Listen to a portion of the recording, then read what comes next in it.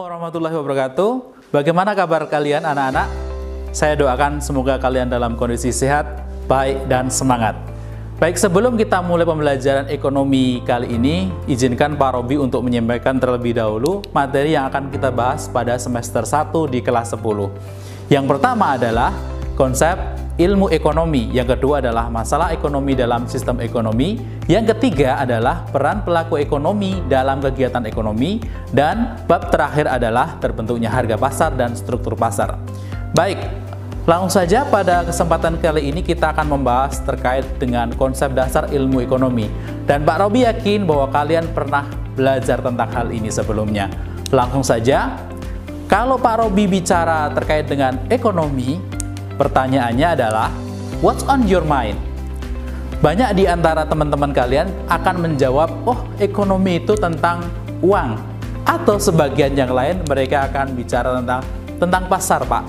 Atau yang lain mereka akan bicara tentang interaksi antara penjual dan pembeli di pasar. Untuk lebih jelasnya, lihat ulasan berikutnya. Nah, sebagaimana yang Pak Robi sampaikan sebelumnya, bahwa ketika kita belajar ekonomi ternyata tidak selalu berkaitan dengan uang, tentang pasar, dan tentang transaksi di dalamnya, tetapi memiliki cakupan yang sangat luas. Untuk memahami lebih jelas, lihat ulasan berikut ini. Secara bahasa, ekonomi berasal dari bahasa Yunani, yaitu dari kata aikos yang berarti rumah tangga dan nomos yang berarti aturan. Secara bahasa, ekonomi bisa diartikan sebagai seni mengatur rumah tangga. Ilmu ekonomi muncul karena ada masalah yang dihadapi oleh manusia.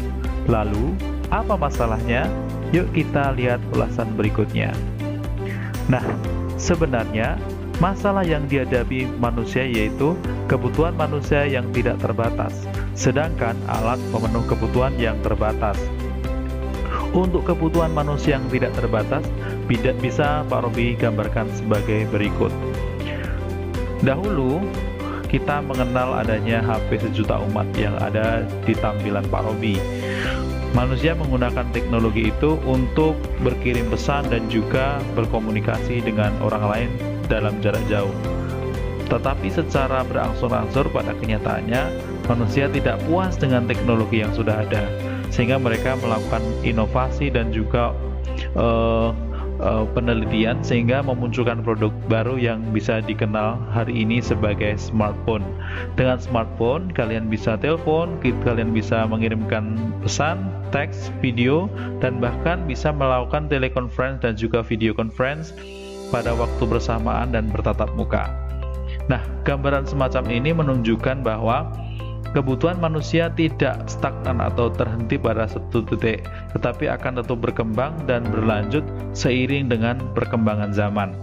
Sedangkan contoh sederhana terkait adanya alat pemenuh kebutuhan yang terbatas, beberapa waktu lalu kita dihadapkan dengan kelangkaan masker pada saat pandemi COVID-19 terjadi.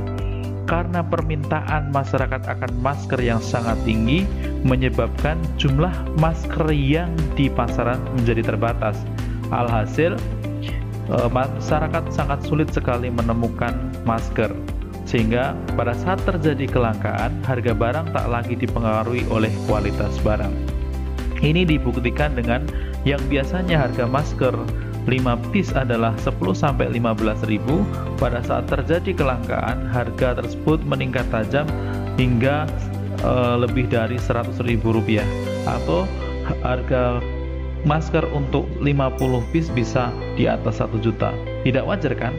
Tetapi itulah yang terjadi ketika terjadi kelangkaan atas barang. Anak-anak sekalian, ketika kita bicara tentang kelangkaan dan lain-lain sebagainya, tentu itu akan berhubungan dengan kebutuhan manusia. Apa sih sebenarnya macam-macam kebutuhan manusia? Nah, di sini Pak Robi akan menyampaikan bahwa macam kebutuhan manusia terbagi menjadi 5. Yang pertama adalah kebutuhan manusia menurut intensitasnya. Nah, menurut intensitasnya, kebutuhan terbagi menjadi 3, yaitu adalah kebutuhan primer, sekunder, dan tersier. Kebutuhan primer adalah kebutuhan yang harus dipenuhi. Jika tidak terpenuhi, maka akan mengurangi kualitas hidup seseorang. Contoh dari kebutuhan primer adalah sandang, pangan, dan papan. Sedangkan kebutuhan sekunder adalah kebutuhan yang tidak harus terpenuhi. Nah, ketika terpenuhi maka akan menambah kualitas hidup seseorang. Contoh dari kebutuhan sekunder adalah perkakas rumah tangga. Kita berikan contoh misalkan ada televisi, ada lemari es, dan lain sebagainya. Itu merupakan bentuk dari kebutuhan sekunder.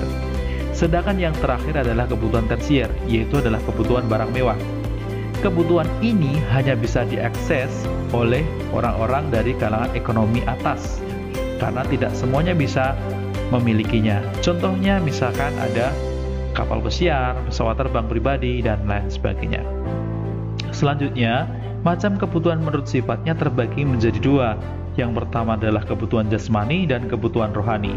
Kebutuhan jasmani contohnya adalah misalkan ada olahraga, kemudian makan, minum, pakaian, dan lain sebagainya. Sementara rohani bisa diberikan contoh misalkan berdoa, kemudian mengaji, dan misalkan mendengarkan mendengarkan musik, itu juga termasuk dari kebutuhan rohani. Selanjutnya, kebutuhan manusia berdasarkan subjek itu terbagi menjadi dua, yaitu adalah kebutuhan individu dan kelompok. Kebutuhan individu contohnya adalah, ya lihatlah pada gambar yang Pak Rowi tampilkan, itu ada seorang anak yang mengenakan kacamata. Nah, kacamata ini adalah salah satu kebutuhan individu karena kacamata hanya diperlukan bagi orang-orang yang memiliki gangguan pada penglihatan. Bagi orang-orang yang memiliki penglihatan normal tentu tidak akan memakai kacamata. Apakah hanya kacamata? Contohnya banyak. Misalkan ada makan, minum, dan lain sebagainya, itu juga merupakan dari kebutuhan individu. Sedangkan kebutuhan kelompok adalah kebutuhan yang bisa diakses oleh siapa saja. Contohnya ada jalan raya, kemudian juga ada bandara, kemudian ada rumah sakit, ada sekolah, dan lain sebagainya. Selanjutnya, kebutuhan manusia menurut waktu terbagi menjadi dua, yaitu adalah kebutuhan sekarang dan kebutuhan masa depan. Kebutuhan sekarang terkait dengan apa saja yang kita butuhkan hari ini.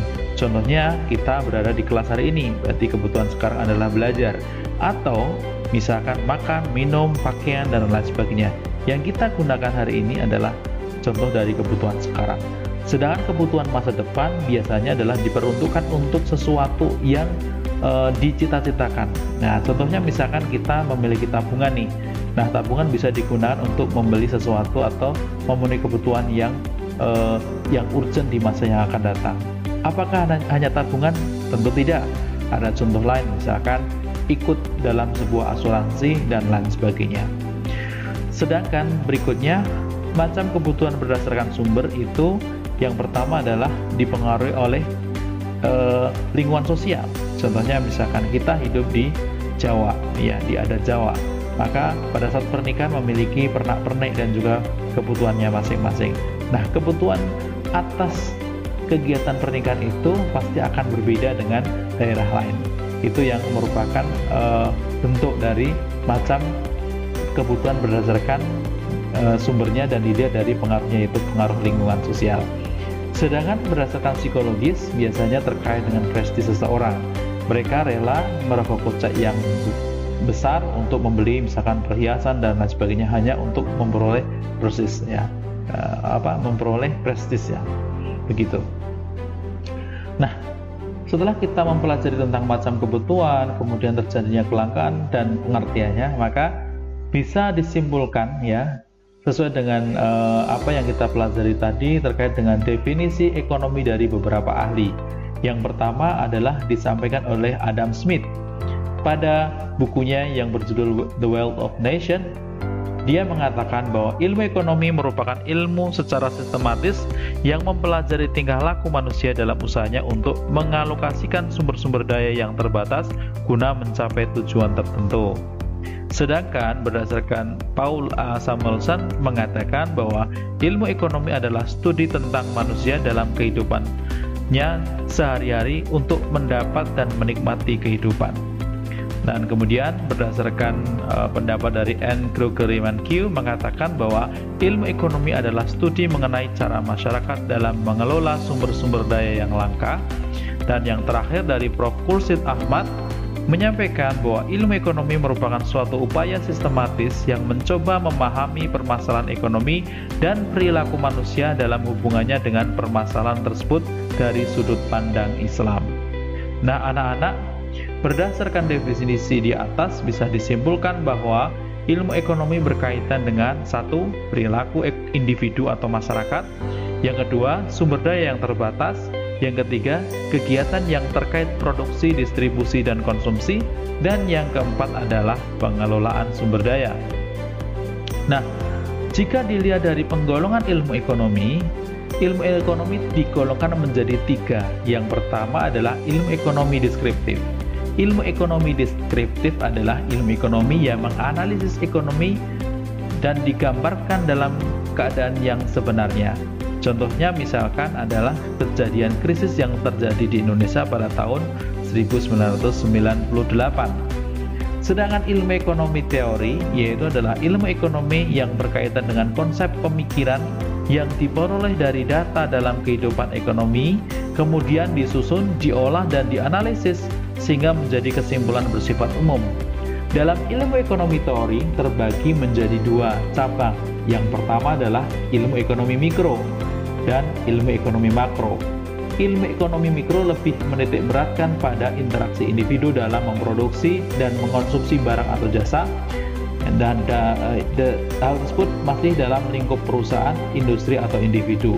Sedangkan ekonomi makro adalah ilmu ekonomi yang mempelajari terkait dengan kegiatan perekonomian secara keseluruhan, biasanya adalah suatu negara atau skalanya adalah nasional. Yang berikutnya adalah ilmu ekonomi terapan. Nah, ilmu ekonomi terapan adalah ilmu ekonomi yang menjelaskan cara kerja sistem perekonomian untuk mengatasi masalah ekonomi dalam masyarakat. Demikian tadi penjelasan terkait dengan ilmu ekonomi. Selanjutnya Anda bisa bergabung di Google Classroom dan bergabung dalam sebuah forum yang sudah Pak Robi sediakan. Anda bisa berdiskusi bersama teman dan juga mengajukan pertanyaan di Google Classroom dan juga mengisi latihan soal yang sudah Pak Robi sediakan. Demikian tadi penjelasan tentang konsep ilmu ekonomi. Semoga bermanfaat. Tetap belajar, tetap semangat, jaga kesehatan. Sampai ketemu pada kesempatan berikutnya. Wassalamualaikum warahmatullahi wabarakatuh.